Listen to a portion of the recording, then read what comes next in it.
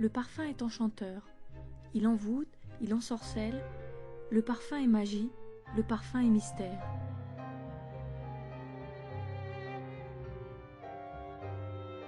Ces vapeurs vous emportent dans une féerie de rêves, de volupté et de sensualité.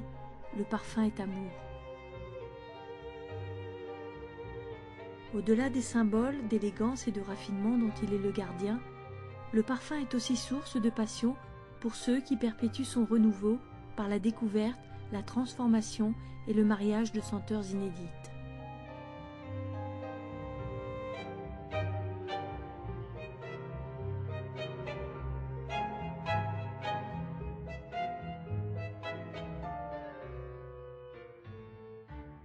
La Cosmétique Vallée, association créée en 1994, a développé un réseau régional rassemblant l'ensemble des composantes des métiers du parfum et de la cosmétique.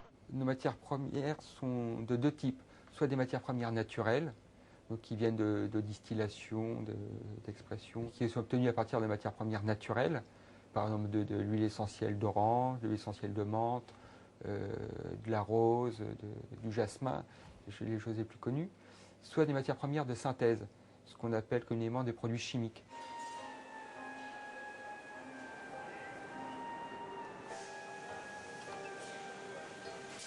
Le flacon ajoute au pouvoir du parfum. Il est son complice dans la fascination qu'il suscite. Le flacon est l'habit du parfum, il est sa silhouette. En créant en 1946 le flacon aux colombes pour son nouveau parfum Air du Temps, Nina Ricci, autre prestigieux partenaire de la Cosmétique Vallée, a donné une illustration parfaite de ce que le parfum est au flacon et de ce que le flacon est au parfum.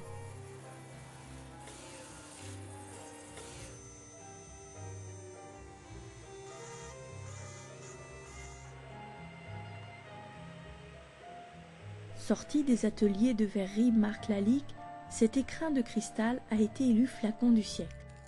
Sa transparence semble laisser au parfum sa liberté. Il est comme un espace entre le temporel et l'intemporel. Longtemps, le flaconnage fut l'apanage des seuls maîtres verriers. Les prestigieux Lalique, Baccarat ou Desjoncker continuent de fabriquer des flacons pour la parfumerie, aujourd'hui imaginés et conçus par des designers. Pierre Dinant fut le premier d'entre eux.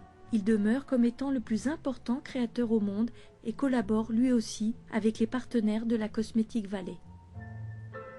C'est un métier que en fait, j'ai créé. Je n'avais aucun concurrent et pendant près d'une dizaine d'années, j'étais le seul au monde à pouvoir créer un flacon de parfum, ce qui fait que j'ai eu tout de suite toutes les sociétés du monde, que ce soit les Japonais, les Italiens, les Espagnols, les Américains, les Mexicains, les Brésiliens, le monde entier me demandait de faire des flacons.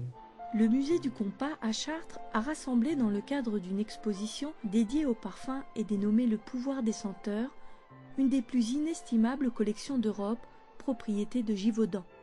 Des dieux de l'Antiquité aux années folles et à l'ère du glamour, le flacon exerce sa magie. Le groupe s'est installé à partir de début des années 90 en Europe avec une volonté de développer cette activité parfum et également développer son activité à l'international.